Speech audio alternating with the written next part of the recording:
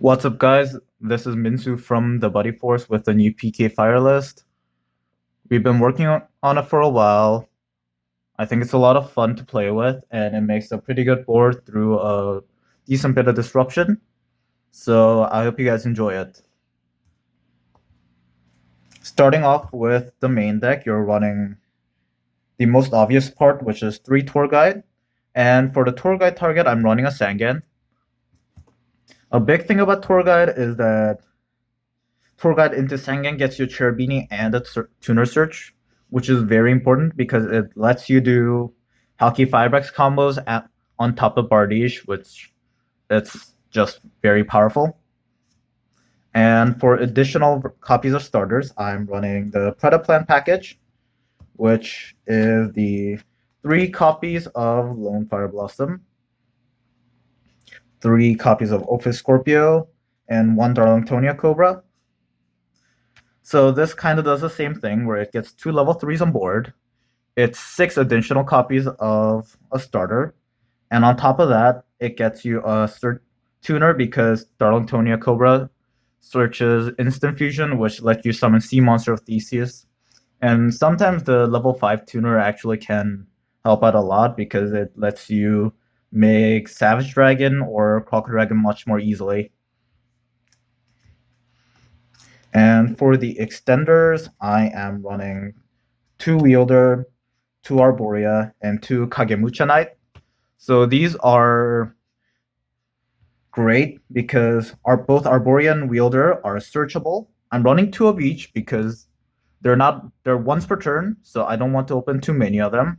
But they're fine if I open because then they're just additional combo extenders that lets you make bigger boards or help you continue off of getting disrupted. And Kagemucha Knight's really good because it lets you chain block your normal summon, which a lot of time can lead to the full combo going off a lot better than if those cards got stopped.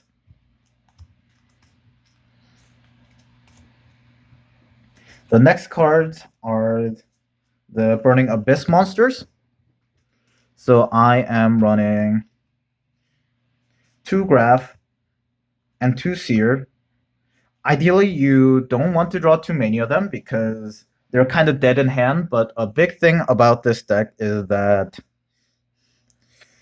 you want to dump Graph to summon Seer off of Cherubini, and so you need one of each in deck at least. So I'm running 2 just for extra redundancy to make sure the combo can go off in more hands. And the next cards are the PK monsters, which is the 2 cloaks and 1 boot.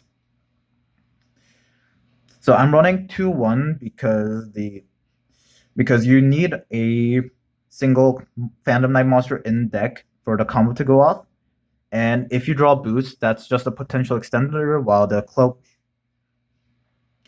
And I would rather have the cloak in deck because the cloak search targets can be much better. And if you only can send boots, then a lot of times your combo is dead because you want to summon the boots off boots in order to do your sync-up plays for later. So if you don't only have boots in deck, your combo is going to be a lot worse.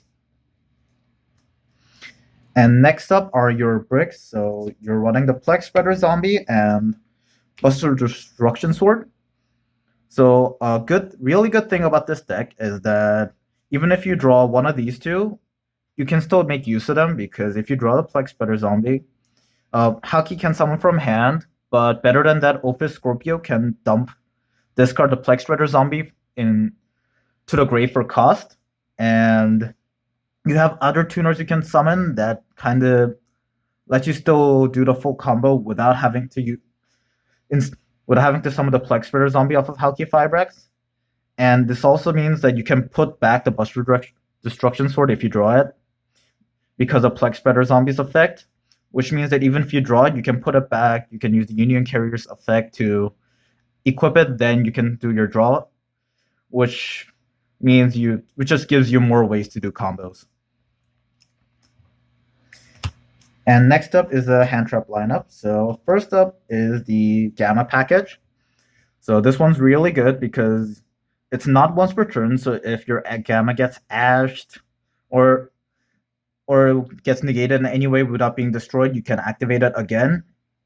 It also means that if you have redundant copies, and let's say your Gamma gets Herald, they make Herald before you have a good Gamma timing, then you can Gamma to bait out the Herald, and then you can Gamma again later, which can be very powerful sometimes. It's also just summons itself from hand, which means that it can't get Call by the Grave. So even though that card's at 1, that's still one less way the opponent can stop this hand trap. The next hand trap I'm running is Deity Crow.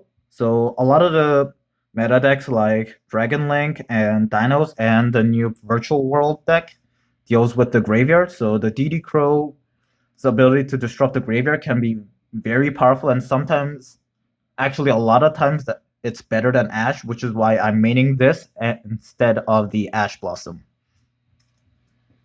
And next up for the spell lineup, I'm running 2 Alert.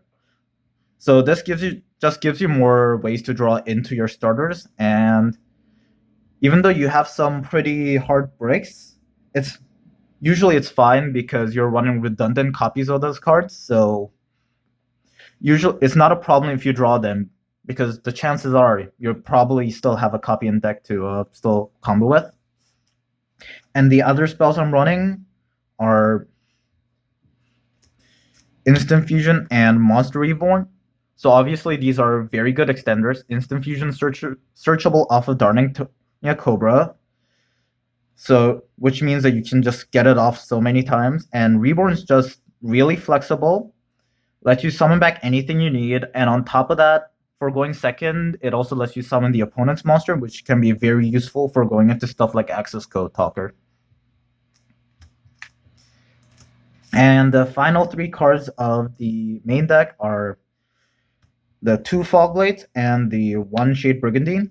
So I'm running 2 and 1 instead of 1 and 1, because if you draw into a copy of Fogblade, it's usually not an issue, because the combo usually only searches 1 anyways, so that's just an additional extender. And the combo also involves drawing into cards, which means that if you run 2, there's a chance you draw into a second copy of Fogblade, which can be very powerful because that's just an additional negate. And on to the extra deck. So for the links, I'm running Cherubini, Halki-Fibrax, and Link Cross, and the Bardiche for the combo pieces. So Cherubini can dump the Graph to summon the Seer, and off of that you can go into the Rusty Bardiche while reviving the Cherubini with the Seer. This lets you go into Link Cross, and then if you went into the combo as you should have, then you're gonna have a tuner in the hand that you can summon to make Halki-Fibrax, and then off of that you just make your full board. And for your final kind of the end board pieces, you're running the Union Carrier. This gets your Buster Lock, and a lot of times it's better than Dragoon off of Verde Anaconda, because you're running 1 brick instead of 3. And if we're being honest, for a lot of decks, it's easier to play around Dragoon than it is to play around the Buster Lock, because Dragoon is, if you really think about it, for a lot of combo decks, just 1 negate, while the Buster Lock just prevents them from accessing the entire extra deck. And then for a finisher card, I'm running the Access Code Talker. It's just really powerful. They can't respond to anything this card does except maybe attacking. You can pop like up to different attributes you have of Link monsters you have in your graveyard, and when it gets summoned, it gets really big. And next up, for some of the combo extra deck some of the combo pieces again, you have the Sea Monster Theseus for the instant fusion target. It's a tuner that you can instant fusion, and the fact that it's a level 5 actually comes up a decent bit, because it lets you make some of the other synchros much more easily. And then for the other fusion, I'm also running the Fusion Trishula.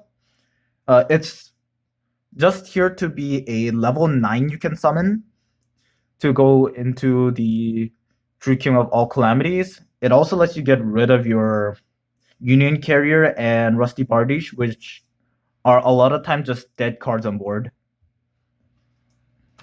And for the Synchro lineup, I'm running Martial Metal Marcher for a combo piece, Herald, Stardust Charge Warrior, Savage Dragon. These are pretty self-explanatory. They're pretty common cards to go into. They give you extra negates, they give you extra extenders. They're just great. And I'm also running the Trishula and the Crocodile Archithus. So a lot of times you can actually make both of these, which is great. But sometimes if you can just make one, it's fine, because as I showed earlier, you have the Fusion Trishula go into a second level 9.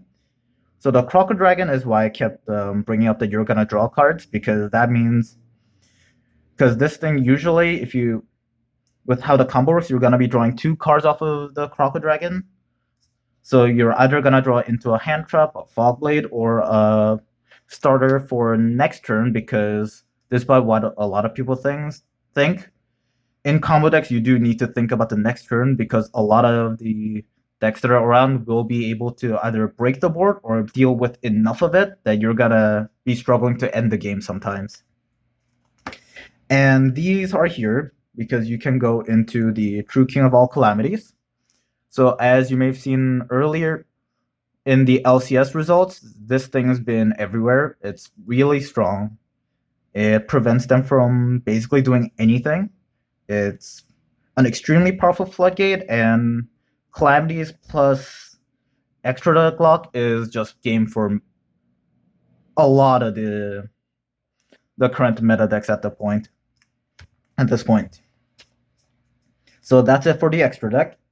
And for the side deck, I am running 2 Lancia and 3 Ash Blossom for additional hand traps.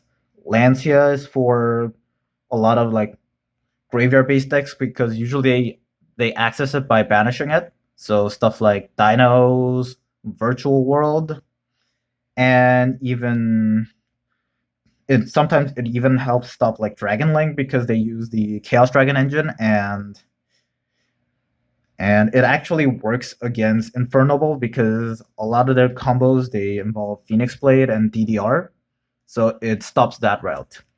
And Ash Blossom is just an additional hand trap you can run. It's also level 3, so you can normal summon it and then do combos if you're really desperate. And it's also better, like a better hand trap than DD Crow against a lot of control decks, but I'm siding it because there are just so many combo decks in the meta. And then for back row decks, I'm running 3 Cosmic Cyclone and 1 Red Reboot.